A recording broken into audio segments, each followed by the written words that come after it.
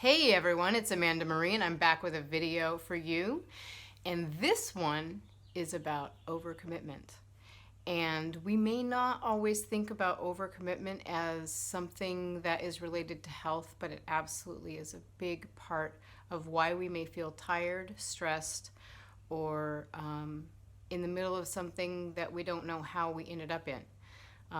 Our decisions that we make need to be made consciously, and when it comes to committing to things, this is we're committing our time to these things. So that's why I feel like it's important to look at what we're committing to, from going to a movie, to where we live, or to what activities we're engaging in on a regular basis. So I'm going to talk to you today about 3 ways that I make my decisions now based on some of the mistakes I've made in the past. And it doesn't mean that I still don't overcommit at times or take on things I don't want to take on necessarily, or think something's a good idea at the time and then realize that it's not. But here are 3 ways that I can determine how to go forward with a decision. One of them is very immediate, and a couple of them take a little bit more thinking, but all of them come from your intuition and what feels right for you.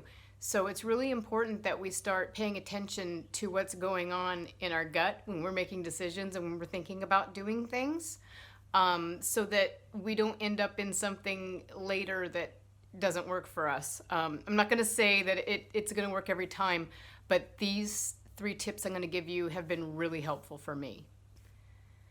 So decision making tip 1. If it's not a hell yes, then it's a no.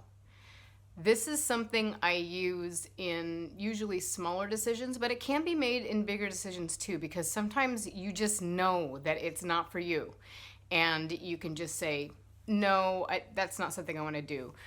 Here's an example of something small that it can work on. Hey, do you want to go to the midnight show of Blue Velvet in Santa Monica? And for me, I would say in my head, hell no. Okay, David Lynch, one of my favorite directors, love to see his film, that's great. However, midnight is not a good time for me. I go to sleep early, I get up early, and I know that I will regret saying yes to that because I will not want to go when the time comes, and then I may have to tell them on the spot later, hey, I really don't want to go, I'm too tired to go, or I'll end up going and not having a good time because I'm tired the whole time. So for me, a midnight movie is, no matter how much I like the director or how interested I am in seeing the film, I'm most likely going to say no. Now, if David Lynch was to show up at the film and do a Q&A, that would be a hell yes.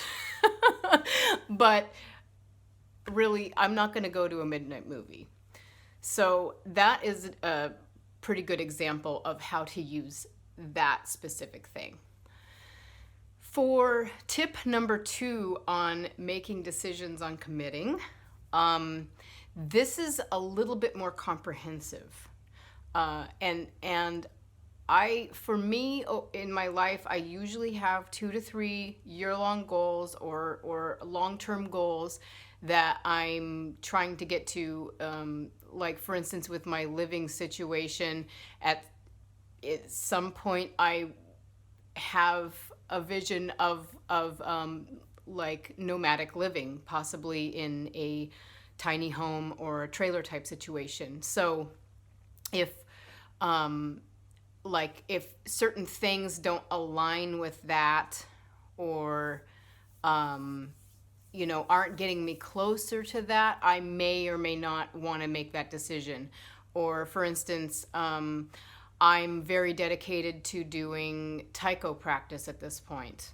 And if someone, offered me to do something at the time where I do taiko, I wouldn't take that on because it's not part of my goal to get better at taiko to miss taiko practice. So this is just a little bit, if your life is aligned with like raising your children and being a part of your local community, you're not going to take a high paying job that has you travel 6 times a month, because that wouldn't be in line with what you want to do, and you're going to end up regretting making that decision, or you're going to end up resentful about the job, even if it makes tons of money, and even if you can see that, you know, in the short term it's helping you, but it's just eating away the time that you want to spend with your family or your community. So in that case, you're looking at your overall life, and if you want to make a commitment to something that takes you away from your long-term goal. So I hope that makes sense. And if it doesn't, definitely put a comment or a question and I'd be happy to answer it. The third and final tip that I want to share with you is treating your decisions as an experiment.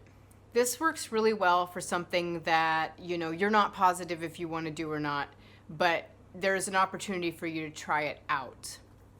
An example of this could be like maybe your friend works at a farmer's market and does a bake sale every month, and she asks you if you want to start selling your stuff at the bake sale with her every month. And you say, yeah, that sounds kind of fun. That sounds like something I might like to try out. And you start going and you try it out, and maybe you love it and you're like, okay, perfect, I'm going to stay on. And then maybe it starts getting to where you see it eating into your time in a way that it doesn't work for you. Suddenly the time slot doesn't work well, and it just doesn't work in your life, and you have to bow out, and it's totally fine.